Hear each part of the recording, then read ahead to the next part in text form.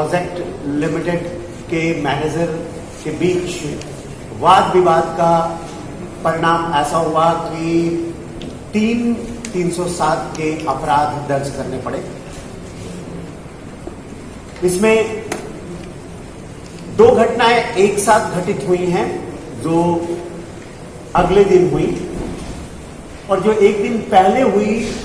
उसमें 9-10 लोगों ने जाकर के AG enviro infra project limited company के ऑफिस में वहां के कर्मचारियों से मारहान की, उनको उनकी जबरदस्त पिटाई की और उससे एक व्यक्ति का सर बुरी तरह से फूट गया और दूसरे व्यक्ति का हाथ डिस्लोकेट हो गया था। और इसी के अंतर्गत 307, 325, 342 और विभिन्न जो धाराएं हैं आईपीसी की और दूसरी विभिन्न धाराओं के अंतर्गत कार्रवाई की गई थी। इसके अलावा दूसरे में जो एक दूसरे के विरोधी जो कंप्लेन दिए गए हैं, जिसमें एक तरफ से कंप्लेन है फायरिंग के सावंत कुमार के द्वारा कि उसने 2 राउंड फायरिंग की है उनके लोगों पर,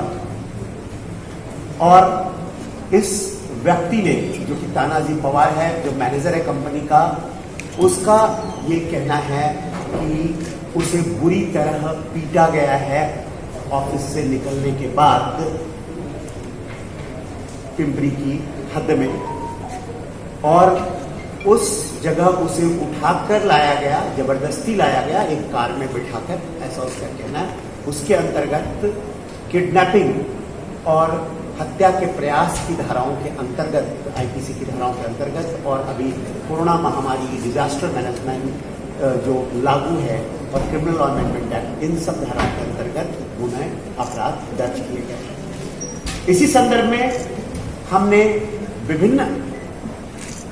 समयों में अब तक 9 आरोपी अरेस्ट किए थे। अब तक 17 से 18 आरोपी निष्पन्न हुए हैं, और उसमें से बाकी के जो 4 आरोपी जो मुख्य आरोपी के रूप में, सूत्रधार के रूप में समझे जा रहे थे, सिद्धार्थ अन्ना बनसोड़े, रोहित दुर्गेश पंद्री, सावंत कुमार रमेश सदालू और सतीश रमेश लांगे, इन चारों को हिरासत में ले लिया गया है। इनको हिरासत में लेने के क्रम में हमने कई टीमें लगाई थी, और इसलिए एक प्रश्न चिन्ह भी खड़ा हो रहा था कि पुलिस का कोई इनको पकड़ने के प्रति प्रतिबद्धता है या नहीं है। उनके इन्फ्लुएंशियल बैकग्राउंड को देखते हुए, तो उसको निराधार करते हुए हमारी पुलिस ने, जिनकी टीमें लगातार उनके पीछे थी, चूंकि वो सभी प्रकार के अपने जो छाप है जाने के, वो मिटाकर निकल रहे थे, वो कहाँ है, किधर है, और हमारे सूत्रों को भी इस तरह से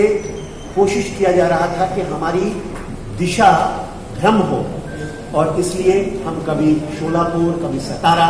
तक हमारी टीमें जाकर खाली हाथ लौट रही थी। वो कल की कार्रवाई में कामयाब हो गई, और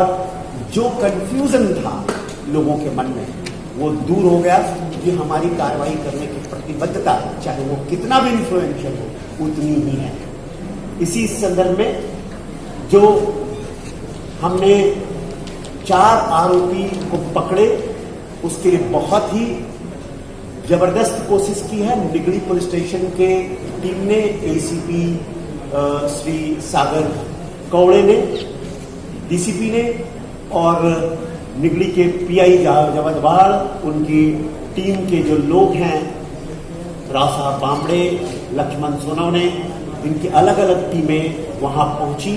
और उन्होंने 2 जगह पर छापा मारा, लेकिन दोनों जगह पर वो नहीं थे, उरन और न्यू पनवेल में। और फिर उनको एग्जैक्ट इंफॉर्मेशन मिला, लगातार पीछा करने के बाद, 40 घंटे की मेहनत के बाद, श्रम साफल्य बंगला, लक्ष्मी नगर, कोड़म्बे, जिला रत्नागिरी में, और वहां उसे हिरासत में लेने के बाद हमारी टीम ने अपने सूचना हमें तक पहुंचाई और देर रात वो टीम यहाँ पहुंच गई इन अपराधियों को लेकर के, और आज उनको 4 दिन की पुलिस हिरासत हमें मिली है। आगे की पूछताछ जारी है। सर, इसमें इस झगड़े का मुख्य कारण क्या था सर? क्या इस झगड़े का मुख्य कारण क्या रहा? मतलब आमदार ठेकेदार के सुपरवाइजर को बुला रहा है, फोन पर धमकी दे रहा है, मुख्य कारण क्या था इसका सर? इसके पीछे ये कारण, इनके पीछे आपस में झगड़ा किस बात का था? ये कारण अब जो आमदार या आमदार के लोगों की ये इच्छा थी कि इस कंपनी में लगभग 700 लोग काम करते हैं, 2-4 लोग इनके भी काम में लगाए जाए। जनप्रतिनिधि के रूप में उन्होंने उनको कहा था, लेकिन उनके जो उनके बीच में विवाद पैदा हो गया और उसकी फलश्रुति इस तरह के उनके समर्थकों के द्वारा की गई जो गलत कृत्य हैं उसका ये परिणाम है।